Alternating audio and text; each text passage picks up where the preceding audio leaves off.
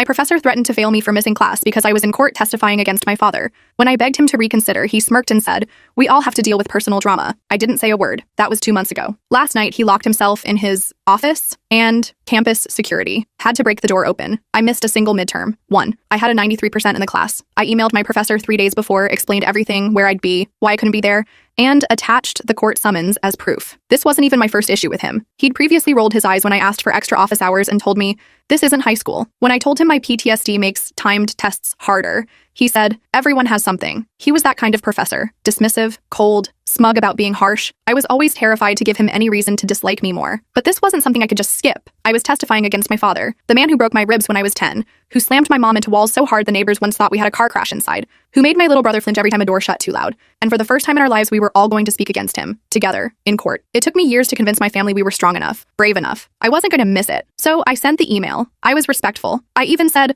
"I'll take a 0 if I have to. I just wanted to ask." He replied with, "We all have to deal with personal drama. If you miss this test, I will be forced to fail you from my class." That was it. No, sorry to hear that. No reschedule, no acknowledgement.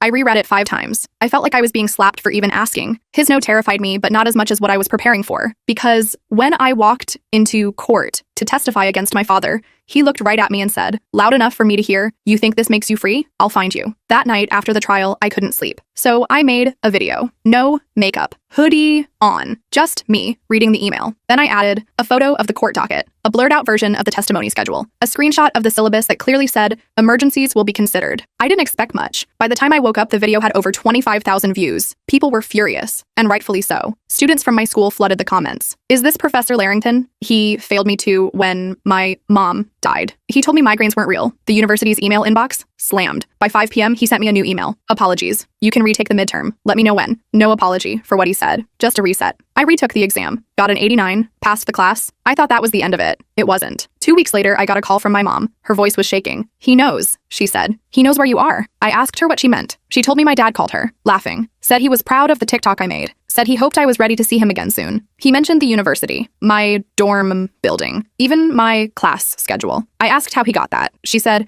"He said a professor gave it to him." My heart stopped as I realized I knew exactly which professor contacted him. I quickly filed an incident report. They escalated it to admin. My lawyer called the courthouse, confirmed it. My dad had posted bail. He was out. And now he knew where I was. Because the same man who punished me for testifying gave him a map back to me. I haven't slept since. I have a friend sleeping on my floor. I don't go anywhere alone. I've got pepper spray in every bag, a makeshift alarm on my door, and a security app on my phone. The university says they're investigating. I've since posted an update video. I told people what happened and blurred names. But the comment section exploded. People were outraged, DMing the university, sharing the story, tagging advocacy groups. They were defending me harder than my own school. I haven't heard from the professor since, but I've received emails from 3 different women on campus who said he dismissed them too, for deaths, surgeries, violence, grief. I forwarded everything to the Title IX office. It's been 4 days since I posted that update. I'm still in my dorm, but not for long. My roommate Zoe has been amazing through all this. She's barely left my side except for her classes, and even then she makes sure our friend Marcus walks me to mine. I've been jumping at every noise in the hallway. Campus security said they'd increase patrols, but honestly, what good is that going to do? My dad isn't some random stranger they can spot. He's just a normal-looking guy who happens to be a monster. Yesterday, I got called into the dean of students' office. I was freaking out the whole walkover. Marcus waited outside for me. The dean, Dr. Patel, was actually pretty decent about everything. She had printouts of my videos on her desk, which was super weird to see. She told me they were taking the situation very seriously, and that Professor Larrington had been placed on administrative leave pending investigation. I should have felt relieved, but all I could think was that now he had even more free time to help my dad. I asked what they were doing about my safety. Dr. Patel offered to move me to a different dorm, but I pointed out that my dad already knew which building I was in. What's to stop him from just waiting outside and following me? She didn't have a great answer for that. The university apparently can't do much beyond filing a police report, which I'd already done myself. When I got back to my dorm, I had 3 new emails from other students. All of them had horror stories about Professor Larrington. One guy, Trevor, said Larrington failed him after he missed a final because his apartment caught fire. Another student, May, said he told her that her anxiety was just an excuse when she asked for extended time. It's like this guy gets off on making students suffer. I spent most of the night researching my options. The campus police suggested I get a restraining order against my dad, but that's just a piece of paper. It won't stop him if he really wants to find me. My mom called again. She's staying with my aunt in another state, and she's taken my little brother out of school. At least they're safe. This morning, I woke up to a notification that someone had tried to access my student portal. The IT department flagged it as suspicious because it came from an IP address across town. My hands were shaking so bad I could barely type my password to change it. I called campus IT right away, and they confirmed someone had tried to log in multiple times. They couldn't tell me who, but we all know. I decided I needed to get off campus. My friend Amber offered to let me crash at her apartment for a while. It's off-campus housing, not listed anywhere in my student records. I packed a bag with the essentials and some textbooks. Zoe helped me carry everything to Amber's car when she came to pick me up. I felt like I was being watched the whole time, scanning every face, every car. Amber's place is small but secure. 3rd floor, good locks, and her roommate Darius is this huge guy who plays football. I feel safer here than in my dorm, but I still jump every time someone knocks on the door. I've been sleeping on their couch, trying to keep up with my classes online as much as possible. The Title IX coordinator emailed me this afternoon. She wants to meet tomorrow to discuss next steps regarding Professor Larrington. I'm nervous about going back to campus, but Amber and Darius both offered to come with me.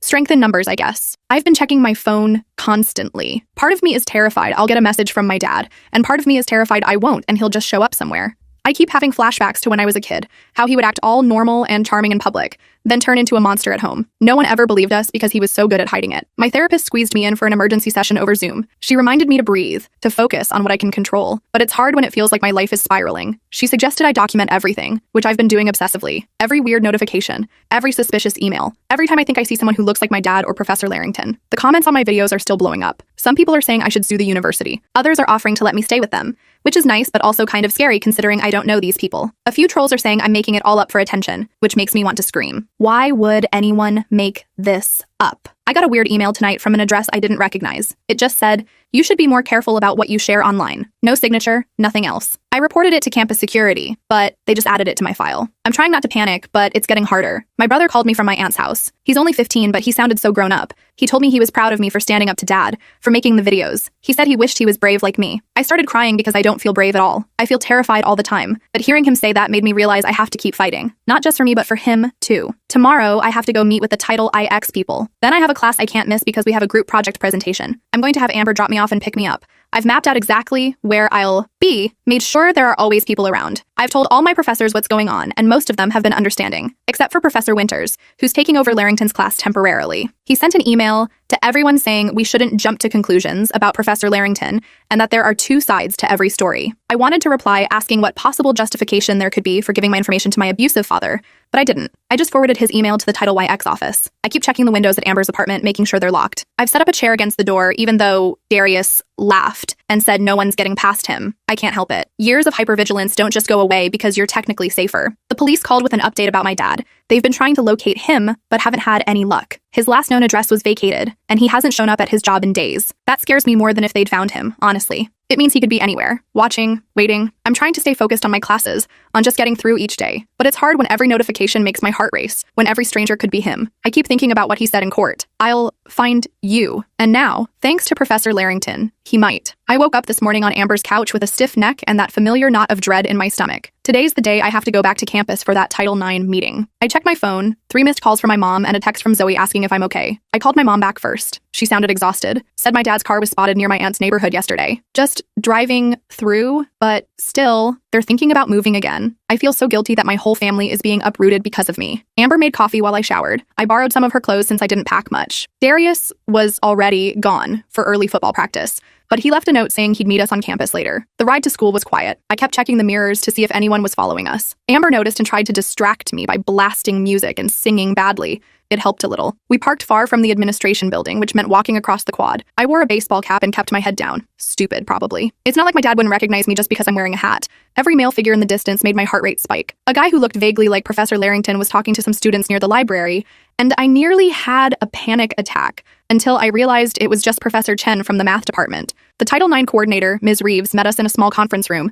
She had this serious, concerned expression that made me nervous right away. Amber waited outside. Ms. Reeves started by telling me they were taking my complaint very seriously. Then she got to the part I was dreading. They needed more evidence. Professor Larrington was denying everything. Said he never contacted my father, never shared my information. Said I was making it all up for attention after our disagreement about the midterm. I couldn't believe it. I asked how my dad could possibly know my schedule, my dorm building, everything, if Larrington hadn't told him. Ms. Reeves just gave me this sympathetic look and said they were exploring all possibilities. She mentioned that my TikTok had a lot of information that could have been pieced together. I pointed out that I had blurred everything identifying, but she just nodded like she was humoring me. I left feeling worse than when I went in. Amber could tell something was wrong. I filled her in as we walked to the science building for my group presentation. She was furious, kept saying the university was was trying to cover their A's. She's probably right. The presentation went okay, I guess. I was on autopilot. My group members, Jaden and Kira, carried most of it. They've been super understanding about everything. Afterward, Jaden mentioned he saw someone who looked like my dad asking about classroom locations at the information desk yesterday. My blood went cold. I asked for details, but he couldn't remember much. Just an older guy, kind of intense, asking a lot of questions. I texted Darius right away. He met us outside the building and walked us back to Amber's car. The whole time I felt exposed, like there were eyes on me from every direction. We were almost to the parking lot when I saw him, Professor Larrington, standing by the English building watching me. He didn't approach, didn't say anything, just stared. Darius noticed my reaction and asked what was wrong. When I pointed, Larrington turned and walked away. Back at Amber's apartment, I called campus security to report the sighting.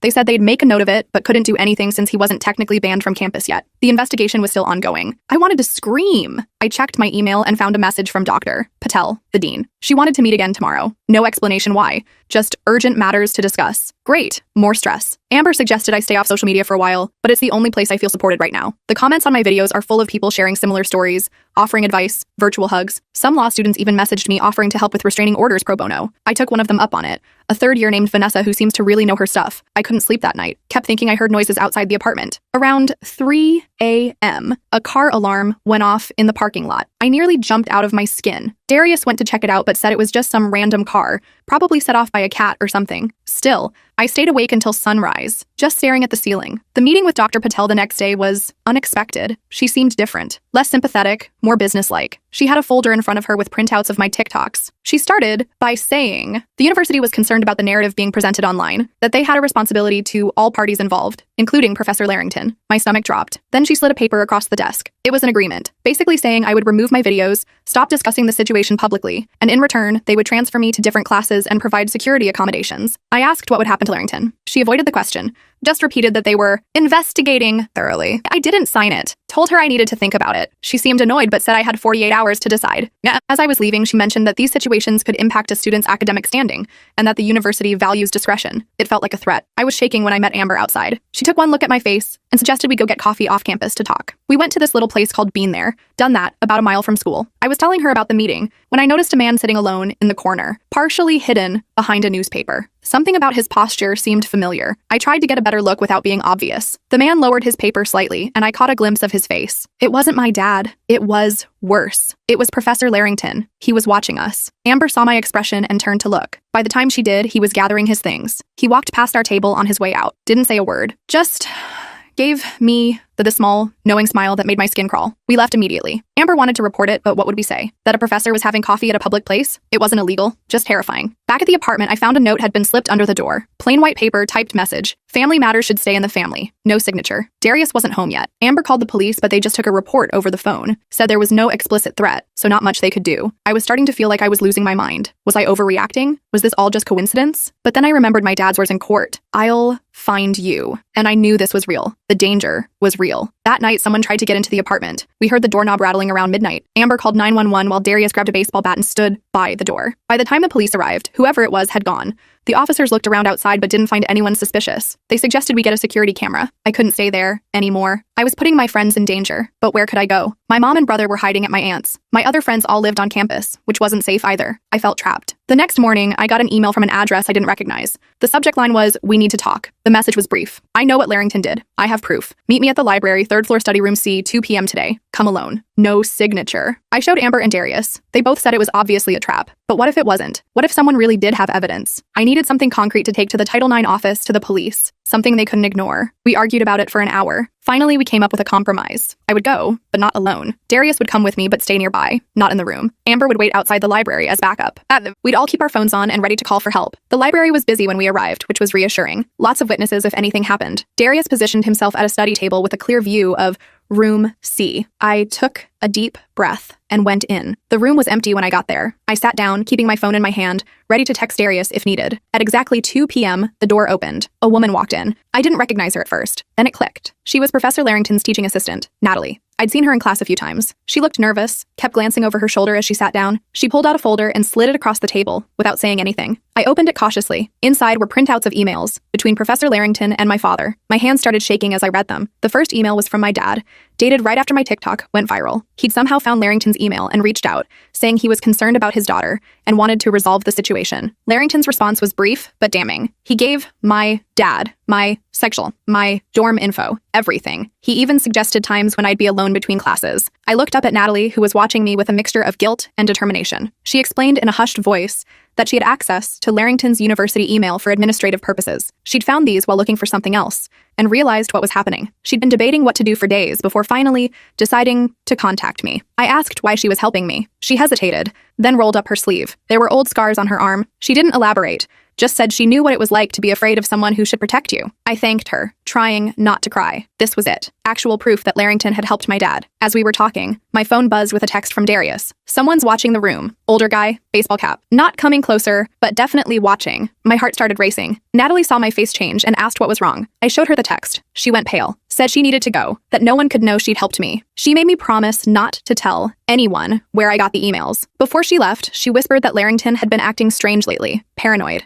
canceling office hours, jumping at noises, like he was afraid of something, or someone. After she left, I texted Darius to come get me. We exited through a different door than we came in, just in case. Outside, Amber was waiting in her car, engine running. We piled in and she took off before I could even close my door properly. Back at the apartment, I spread the emails out on the coffee table. They were damning, explicit. Larrington hadn't just given my dad information, he'd actively encouraged him. There was even one where he complained about entitled students who cry trauma to get special treatment. It made me sick. I called Vanessa, the law student, who'd offered to help. She came over that evening to look at the emails. She was furious on my behalf, said this was a clear FERPA violation, possibly criminal. She helped me scan everything, create a file with all the evidence. Said I should take it to the police, not just the university. That night, I got another call from my mom. She was crying. Said my dad had shown up at my aunt's house, just standing across the street, watching. They called the police, but he was gone before they arrived. They were packing to leave again, heading to a hotel. My brother got on the phone briefly. He sounded so small, so scared. It broke my heart. I couldn't sleep again. Kept thinking about my family on the run while I was hiding at a friend's apartment. About Professor Larrington smugly denying everything while secretly feeding information to my abuser. About the university trying to silence me rather than protect me. In the morning, I made a decision. I wasn't going to sign Dr. Patel's agreement. I wasn't going to be quiet. I was going to fight back. I made another video. This time,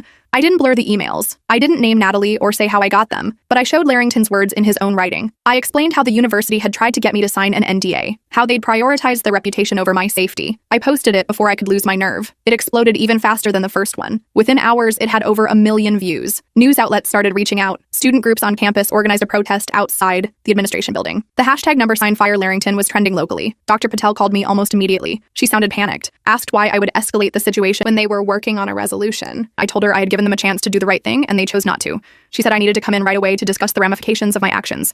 I agreed to meet her, but not alone. Vanessa came with me as my advocate. Dr. Patel was not happy to see her. The meeting was tense. Dr. Patel kept talking about university procedures and proper channels. Vanessa countered with terms like negligence and liability. By the end, Dr. Patel was no longer suggesting I sign anything. Instead, she said the university would be accelerating their investigation into Professor Larrington. As we were leaving the administration building, I spotted him, Professor Larrington, standing by his car in the faculty parking lot. He was watching me with this cold, calculating expression. When he saw me notice him, he didn't look away, just stared, like he was trying to intimidate me. Vanessa saw him too and put herself between us, walking me quickly to her car. That afternoon, campus security called. They'd received reports of someone matching my dad's description, asking questions about me at the student center. I felt like the walls were closing in. Both of them were looking for me now. I decided to stay at Vanessa's apartment that night. She lived in a secure building with a doorman farther from campus. Amber and Darius helped me pack up my stuff again. I felt bad for bouncing around, putting different friends at risk, but I didn't know what else to do. Vanessa's place was small but neat. Law books everywhere. She set me up on her futon and showed me how the security system worked. 3 locks on the door. I finally felt safe enough to get a few hours of sleep. The next morning, I woke up to my phone ringing. It was a number I didn't recognize. I almost didn't answer, but something told me I should. It was Natalie, Professor Larrington's TA. She was whispering, sounded terrified, said Larrington knew she had taken the emails, that he had confronted her, threatened her. She was hiding in a bathroom on campus, afraid to come out. I told her to stay put, that I would get help. I called campus security and gave them her location. Then, I called Darius, who was already on campus for practice. He was closer. He said he'd go check on her, make sure she was okay until security arrived. 20 minutes later, Darius called back. He'd found Natalie, but she was really shaken up. Security had come and taken a report, but they couldn't do much since Larrington hadn't physically harmed her, just scared her. Darius was bringing her to Vanessa's apartment since she was too afraid to go home. When they arrived, Natalie looked like she hadn't slept in days. Her hands wouldn't stop shaking. She told us everything. How Larrington had figured out she was the one who took the emails.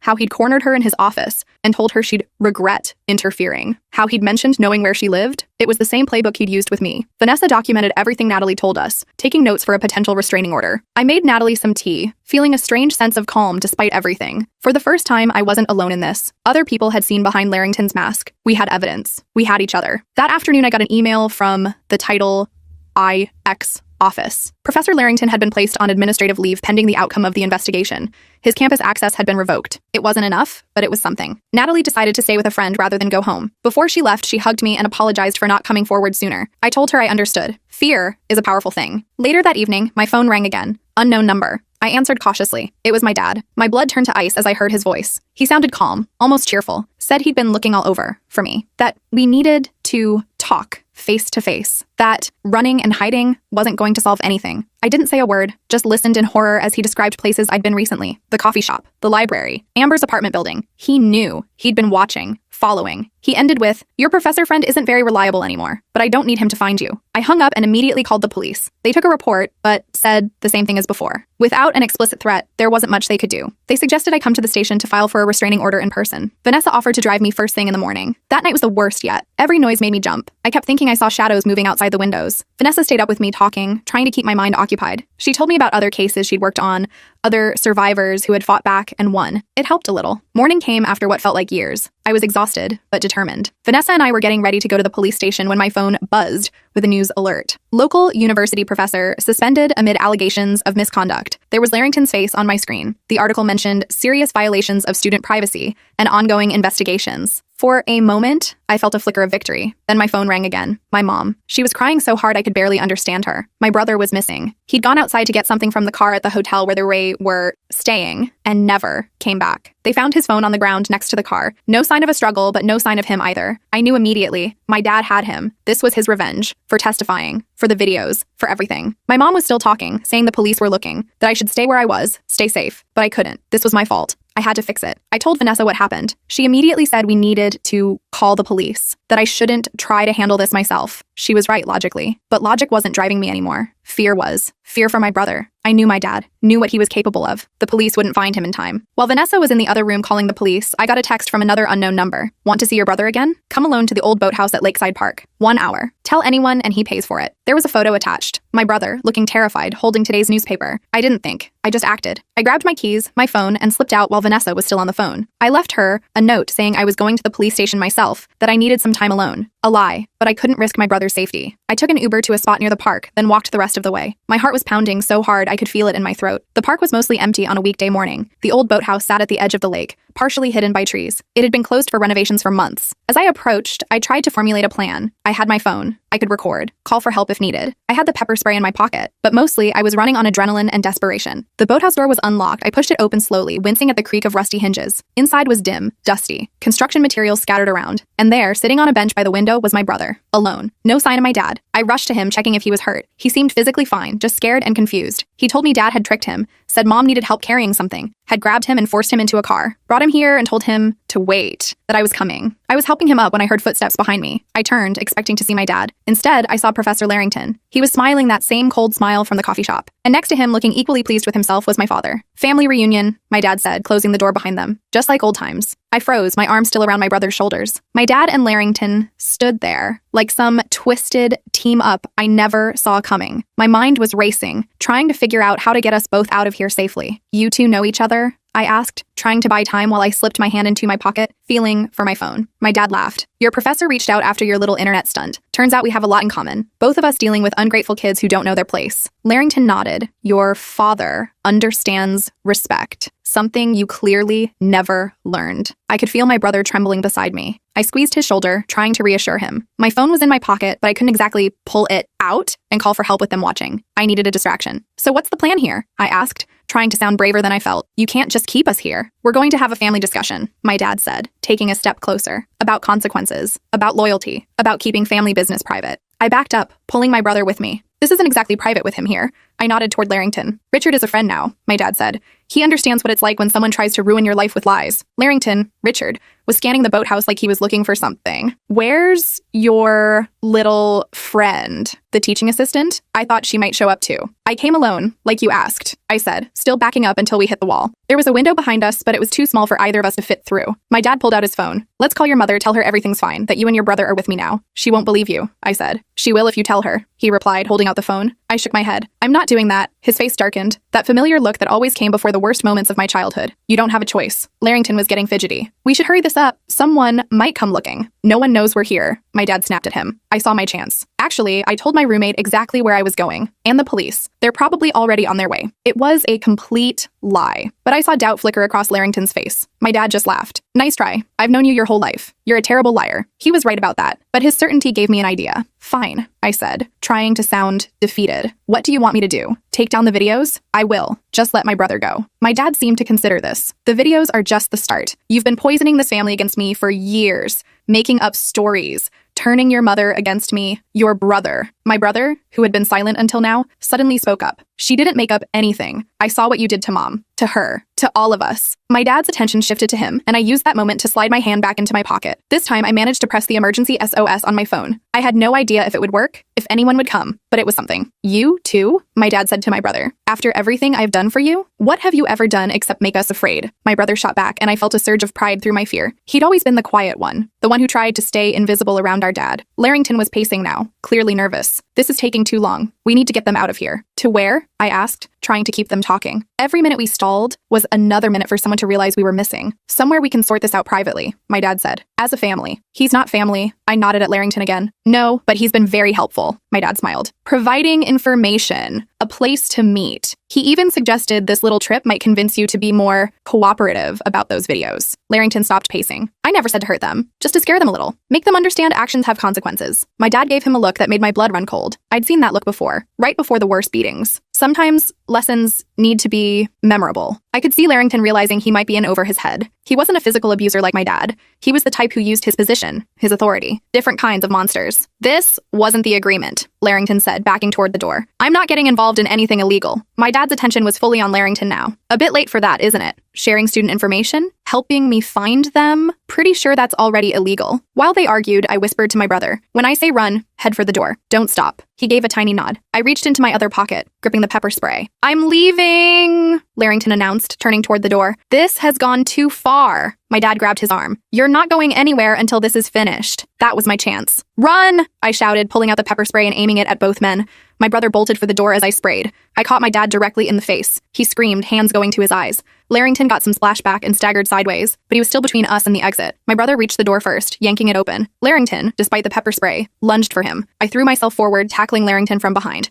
We all went down in a heap by the doorway. Go! I yelled at my brother. Get help! He hesitated for just a second, then ran. Larrington was trying to get up, to grab me, but I kicked him hard and scrambled away. My dad was still on the floor, cursing and rubbing his eyes, but he'd be recovering soon. I made it outside just as Larrington grabbed my ankle. I went down hard on the gravel path, the wind knocked out of me. He was pulling me back toward the boathouse, his face red and swollen from the spray. You stupid, ungrateful little, he started, but was cut off by a shout. Hey, let her go. I looked up to see Darius sprinting toward us, with Vanessa and Amber right behind him. My brother was with them too. He'd run straight into them in the parking lot. Larrington let go of my ankle and tried to run, but Darius caught him in about 3 steps, took him down with a perfect football tackle that would have made his coach proud. I scrambled to my feet as Vanessa reached me. Are you okay? We got your SOS alert. I nodded, still trying to catch my breath. My dad, he's still inside, but when we looked, the boathouse door was open and my dad was gone. He must have recovered enough to escape out the back while Larrington was chasing me. Amber was already on the phone with the police. Darius had Larrington pinned to the ground, the professor no longer looking smug or intimidating, just pathetic. He helped my dad kidnap my brother, I told Vanessa, pointing at Larrington. They were working together. Larrington started protesting his innocence, claiming he was forced to help, that he was a victim too. Nobody was buying it. The police arrived within minutes, multiple cars with lights flashing. They took statements from all of us, put Larrington in handcuffs. Started a search for my dad, who had vanished into the wooded area behind the boathouse. My mom showed up while I was talking to an officer. She ran to us, hugging my brother and me so tight I could barely breathe. She kept apologizing, saying she should have watched him better, should have known something like this might happen. It's not your fault, I told her. It's his. It's always been his. The next few hours were a blur. More police, more statements, a trip to the hospital to get checked out, even though neither my brother nor I was seriously hurt. Just some scrapes and bruises. The emotional damage would take longer to heal. They found my dad's car abandoned about a mile away, but no sign of him. The police put out an alert, set up patrols around our homes, the university, anywhere he might show up. By evening, we were all at Vanessa's apartment. The police had advised us not to go back to any of our usual places until my dad was found. My mom and brother took the bedroom. Amber and Darius crashed in the living room. Vanessa gave me her futon again. I couldn't sleep. Kept replaying everything in my head. How close we'd come to something much worse. How my brother had stood up to our dad. How my friends had shown up exactly when we needed them. Around 3 a.m., my phone buzzed with a text from an unknown number. My heart stopped until I read it. It's Natalie. Just heard what happened. Are you okay? I texted back that we were safe. She replied that she'd given a statement to the police about Larrington, that she had even more emails showing how he'd helped my dad, that she was done being afraid. The next morning, the university president called me personally. He apologized for how everything had been handled, said Professor Larrington had been fired, effective immediately, that they were launching a full investigation into how the administration had responded to my complaints. Dr. Patel sent an email too, a formal apology, an offer to help with whatever I needed. Too little, too late. But at least it was something. The police called with an update. Larrington was being charged with multiple crimes, violating FERPA, conspiracy, aiding in a kidnapping. He was facing serious jail time. No sign of my dad yet, but they were confident they'd find him. A week passed. We stayed at Vanessa's, then moved to a hotel the university paid for. My professors let me finish coursework remotely. My brother did his baked school classes online. We were safe, but still looking over our shoulders. Then came the call. They'd found my dad trying to cross the state line. He'd been arrested without incident, was being brought back to face charges, multiple charges, kidnapping, assault, violating restraining orders. His bail was denied. I made one final video, not for attention or views, but for closure. I explained what had happened, how Larrington and my dad had worked together, how the system had failed us at first, but eventually worked, how friends and strangers had rallied around us when we needed it most. I ended by thanking everyone who had supported us, who had shared our story, who had refused to let it be buried. The comments filled with messages of support from survivors, from allies, from people who had faced similar battles. 3 months later, I sat in a courtroom again, different this time, watching as both my dad and Professor Larrington were sentenced. My dad got 15 years. Larrington got 5. Neither of them looked at me as they were led away. Outside the courthouse, reporters asked how I felt, if I had won, if it was over. I thought about it for a moment. It's not about winning, I told them. It's about surviving. And yes, we survived. My mom, my brother, and I moved to a new city after that, started fresh. I transferred to a different university, one where the administration actually cared about student safety, where professors understood that personal drama sometimes means life or death. I still get messages from people who saw my videos,